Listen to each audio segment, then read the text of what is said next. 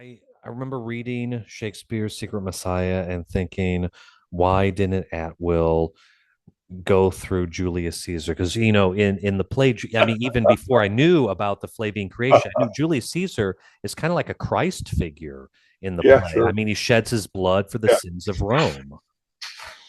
Yeah, actually, that's one of the first chapters in one of the subsequent posthumous books is my analysis of Julius Caesar.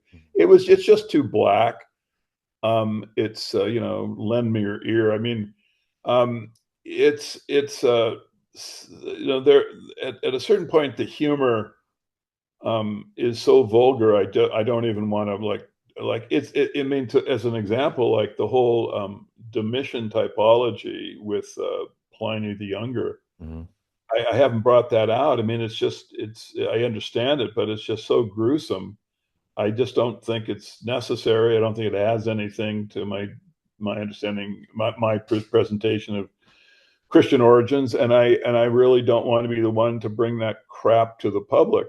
Mhm. Um, I am hoping that subsequent scholars will go through the whole Shakespearean thing and also all through the Roman literature, because this typology is everywhere.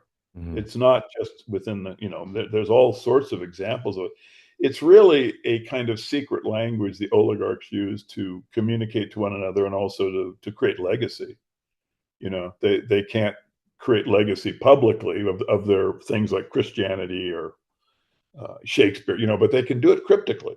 So that's why we have this, we get things like Brave New World by Mhm. Huxley, which is completely, uh, comes from and emerges out of his understanding of the Shakespearean um, project, Mhm. but it's totally cryptic. The real meaning is very, very cryptic, and so this is and it's very evil. I mean, this Mhm. person is evil. He's involved in a project to enslave and genocide humanity, Mhm. and yet he's presented as this kind of free thinker and you know drug taking advocate and whatnot. Mhm. So the going through all of the materials so that we can understand, um, like what the influence on culture upon us. Mhm. I mean, if we understood the typology and the motivations of people like Huxley and the Coen brothers, and we would see the new fuel system, but it would be Mhm. absolutely vivid, and Yeah. it wouldn't work because people would realize that hey, I'm just being mind controlled here. They're Mhm. just giving me this idea. I mean, Charlie Kirk's death is very interesting. The Mhm. assassination. I mean, Yeah, it is. sad, of course, that such an event. But what's very interesting to me is how it's being kind of shaped in that he was very critical of, or he was becoming more critical of Israel. He was asking Mhm. questions, which I think were going to lead into questioning the new feudal system. I think he was Mhm. well on his way. I listened to one podcast that he did where he talked about Epstein as an actor and who Mhm. had been put in place. And to me, that's the most critical piece of information that the public can have.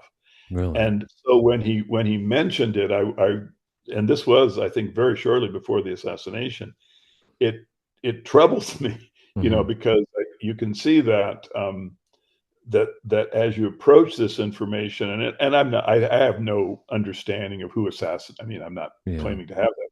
I'm just saying that the logic of the concern is very strong. That once you get into this, these people are actors. You Mhm. know, this is where the feudal system unravels when Mhm. you don't look at people like Trump or Netanyahu or you know. Uh, I mean, and you name them, Mhm. Epstein. They're Mhm. not real people. The personality we see is part of the feudal system.